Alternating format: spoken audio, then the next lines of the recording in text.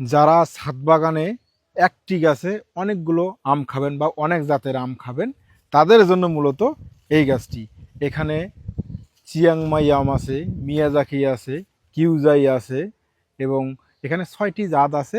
মোটামুটি সব কয়টি ভালো জাত এবং ভালো কোয়ালিটির গাছ। এই যে দেখুন গাছের গঠনটা দেয় কত মোটা, আর গাছের গোড়াটা 2 হাত দিয়ে কিন্তু আটতেছে না। এটিও কিন্তু জিও ব্যাগে সেট করে দেওয়া আছে।